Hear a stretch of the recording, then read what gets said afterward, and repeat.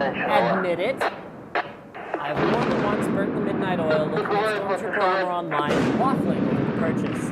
It's either quite expensive or it's a lot of work, usually both, and one of those things where you're unlikely to make the decision lightly.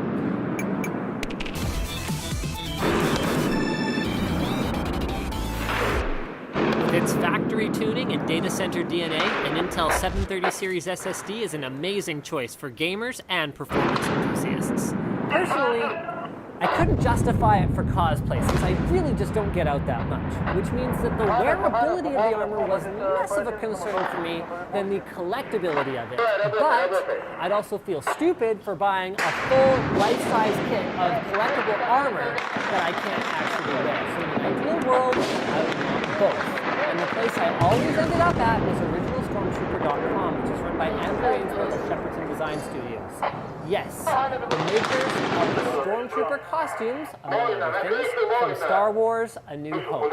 They've got affordable stuff in their battle spec lineup, but the one that I always really lusted after was the original line. The website boasts that the original line is made from the highest quality materials and is suitable for display or for trooping, but most importantly to a collector, the original line is handmade by the original prop maker himself, Andrew Ainsworth.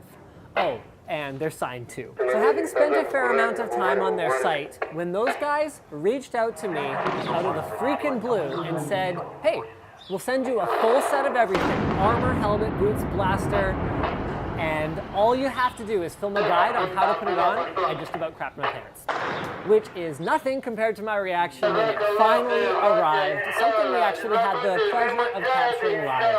I can't promise that on that occasion, no pants crapping occurred, so having cleaned myself up and calmed down a little bit, I've collected everything together, and it's time to get started.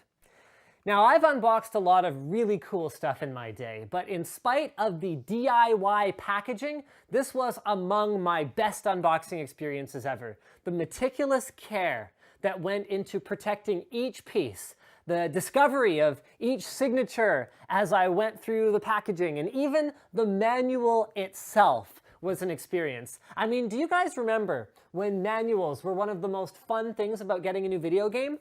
They'd have instructions, some great illustrations and concept art. They'd have some cool lore and maybe a note from the lead game designer. Well, this one really took me back. I think the inkjet printing and hand-bound construction actually add to the experience of reading about the humble origins of the project and help you appreciate the preservation of the original molds that these pieces are made from even more. The armor was made for a 165-pound, 5'10" person, but the website says it can fit anyone from about 5'6" to 6'2". I'm at the very bottom of that range, and I weigh about 145 pounds, so we'll see how it goes. Suiting up can sort of be done alone, but if you have a friend to help you, it's a lot faster and easier. You start with the black bodysuit. And at this point, I would recommend laying out all of the pieces where you can reach them easily without bending over if you're going to gear yourself up. The abdominal front and back have adjustable straps that go over the shoulders and cross over in the front with Velcro straps on either side for narrowing the gap between them. For shoes, the Pimp 50 model from Phantasma is popular because Shepperton Design Studios doesn't actually provide shoes. And I'd recommend putting these shoes on now before the calf and thigh armor. Starting with the calves, for each piece, open the Velcro at the back, identify which side of the body it goes on, red dots for the right, green dots for the left, then clamp them onto your legs. You should adjust the Velcro overlays for the tightest possible fit. The thighs are then attached to the abdominal front with the included snaps that hang down. The chest and upper back comes assembled in the box, so you just slide it over your head, then fasten it at the sides with the Velcro straps. The shoulder bell and bicep molding are suspended from the chest piece with 2 more snap fasteners on each side.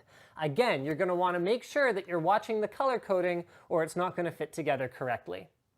The forearms clamp on like the legs, but make sure that you're optimizing the Velcro here for comfort as well as tightness.